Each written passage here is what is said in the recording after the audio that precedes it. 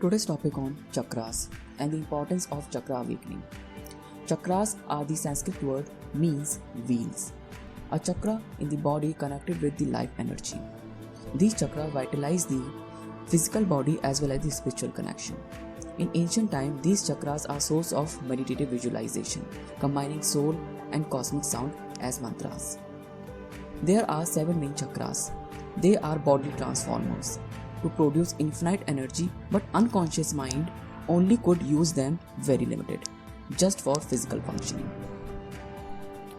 Due to such limited bondage, this does not allow us to see life out of mundane perspective.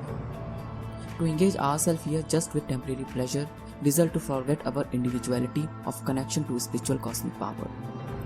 Spiritual power does not mean engaging ourselves with current religion aspect. The real religion theory has completely manipulated now and lost its true essence. The real essence of religion is actually to knowing self and developing connection to cosmic infinity.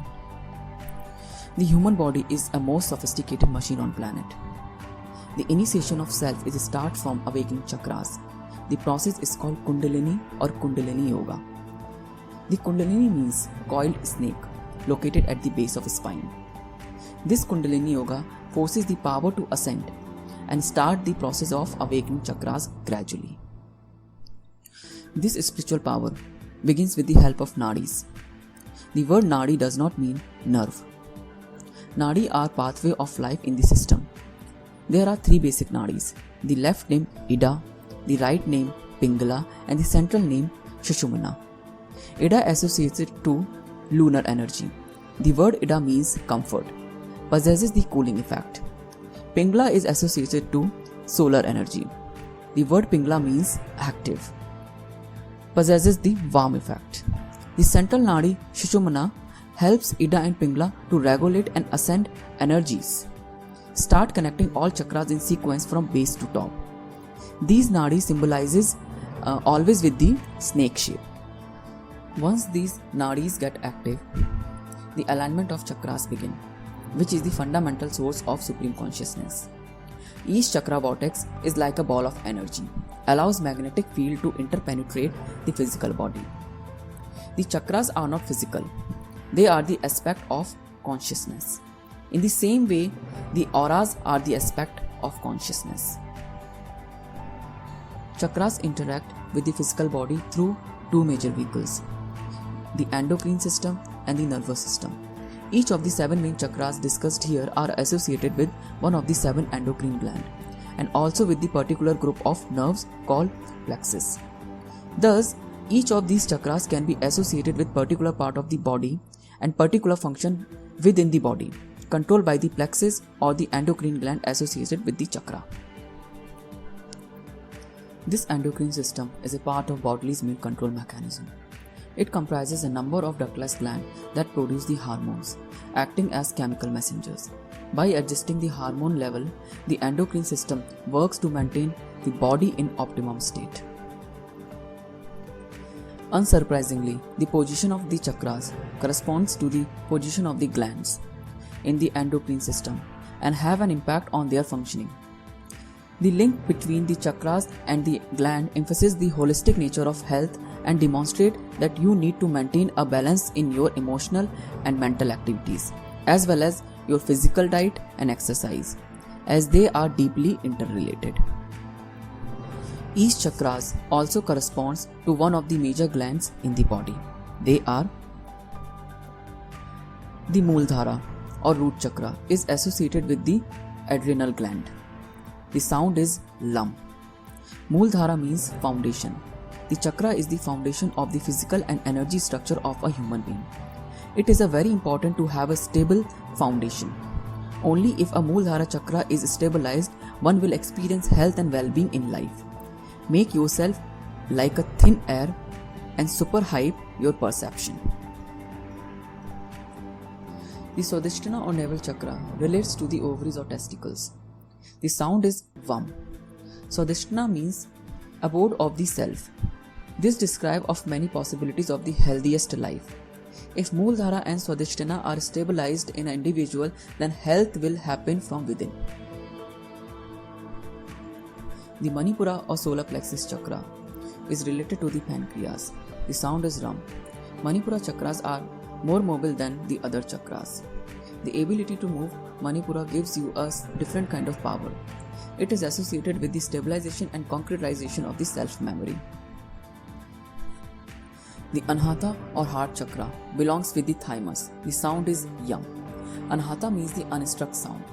Before going into the Anahata stage, it is essential that the person has sweetness of emotion and steadiness of the intellect. When your energies are dominant in the Anahata, you will start hearing and perceiving sound, the language of the bird, animal, earth, and the atmosphere. The Vishuddhi or throat chakra corresponds to the thyroid gland. The sound is hum.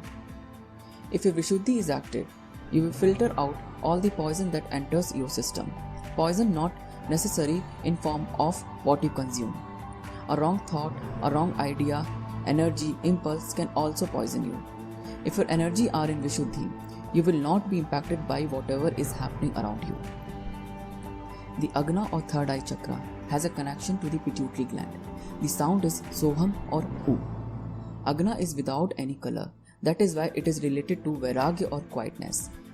When your energy moves in Agna, your perception will go beyond the normal limitations and you will see everything the way it is. If this happens without any sweetness of emotion within you, you may completely lose interest in everything. Balance of clarity and sweetness of emotion is essential before touching Agna. The Sahasrara or crown chakra is usually connected to the pineal gland, the divine third eye. The sound is Om. You cannot stay here for long. If you do, you cannot hold onto the body. When your energies are in Sahasrara, you will simply float around in ecstasy. This chakra acts as an antenna for direct knowledge of the universe consciousness. The awakening of chakras can be achieved by 7 ways. First is Bhakti or Yamas, means restraints like non-violence, truthfulness, chastity, and non-acceptance of gift. Second is Tap or Niyamas, observance like purity, contentment, austerity, study of sacred scriptures, worship and surrender to God. Third is Asana, a comfortable steady posture to attain focus of mind like Dhanurasana, Sravasana, Paschim Uttamasana, etc. Fourth is Pranayama, control of vital energies with the help of techniques like Anuloma Viloma, Surya Namaskara, etc. Fifth is Pratyahara, means withdrawal of senses pleasure. Sixth is Dharana, means concentration of mind. Seventh is Dhyana, which means meditation.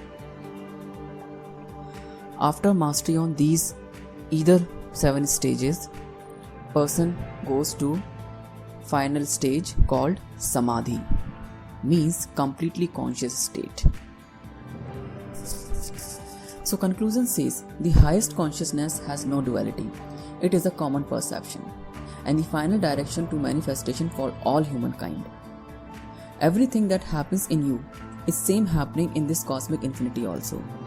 The final stage leads to choice of individual's death and ascends to present everywhere cosmically out of any bondage. Thank you so much.